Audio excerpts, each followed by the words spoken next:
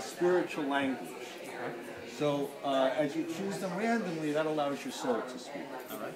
So that's where the reading's coming from, where the message is coming from. So you want to choose a card from each of the 5 piles. Doesn't have to be the top card. Turn it over, put it on top of the pile. And I forgot your name again. Shachar. Shachar. That's okay. Shachar. That's it. I can tell you the real. Shachar is not. That's not it. That's not an Israeli name, is it? Dawn. Morning, dawn. Shachar. Oh, I was hearing. I don't hear quite right. Shachar. Yes. Cool. Okay. You have the ch, you know. For other people, I say Shachar, but for you, I can say Shachar. Shachar. Yeah. Cool. So I just choose whatever, right? One card from each pile. Do I need to have a question? No, it's all there. Yeah. It's quite obvious, the question. And turn over. Yeah, they're easier to read that way.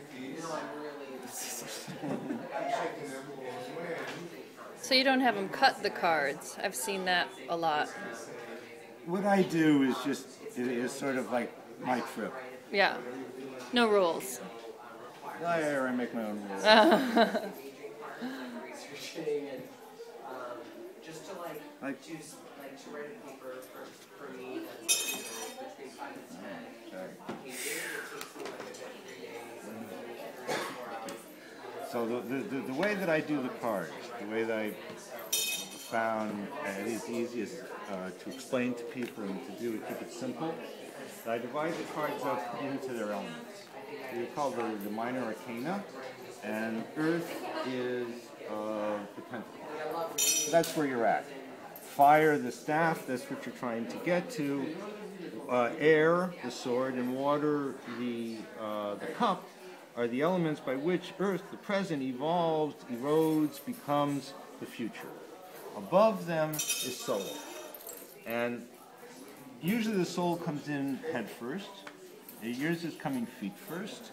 And it's a card of victory. Netzach, you can speak to you a little bit, and she has the infinity above her head. But Netzach is the right leg, and that's the masculine side. So she's the feminine part of the right leg. She's the more hidden strength.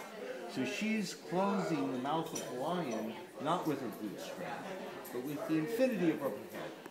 Because the thing with Netzach is Netzach connects directly to infinity, because when one wants to be victorious, nothing stands in. Absolutely nothing. And that is coming down in a very strong way in your life. And the problem you seem to be having is one of the third eye.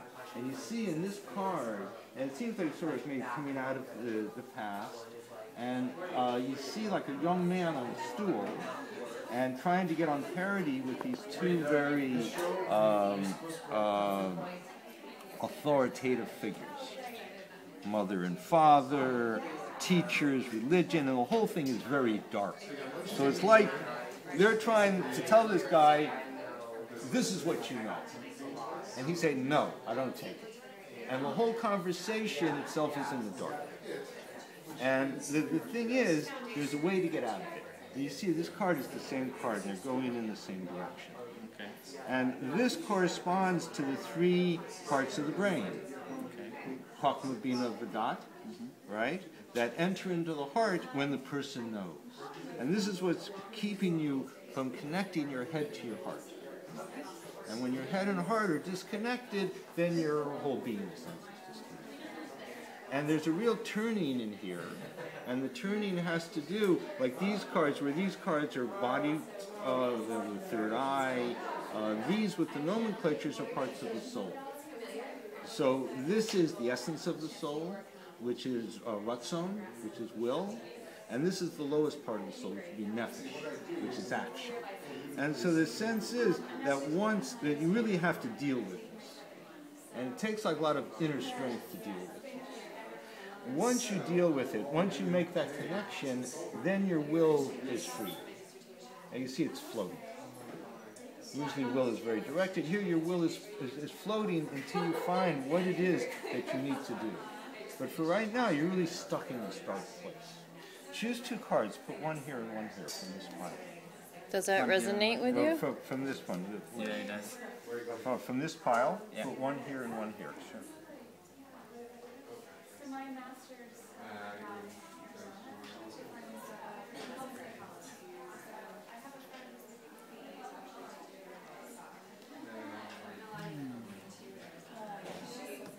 one of the things that happens when you, let me start from here. This is the same card, and that's off the right way. And here he's leaving, and that's really the best advice of this kind of thing. Is just get out. It's sort of like, you know, like if you have these conversations with yourself, and they're just stupid conversations. Right? You just have to leave. Yeah. You know, someone has to shut up. Yeah. Right? Yeah. It's not going to be you. It's probably not going to be the other guy. You know, whoever you know. So you just have to leave, and you leave certain things behind you. You can't take everything. You can't be completely victorious. You leave certain things behind. The main thing is you get out of this darkness. You get out of these tents. You connect your head to your heart, and that enlivens your soul. And this would be ruach, like the center of the soul, the emotion of the soul, and it's ready to fight. It's just not quite sure where to direct. Yes. Choose two cards, put them here and here. I stayed for 3 years, so I actually created it.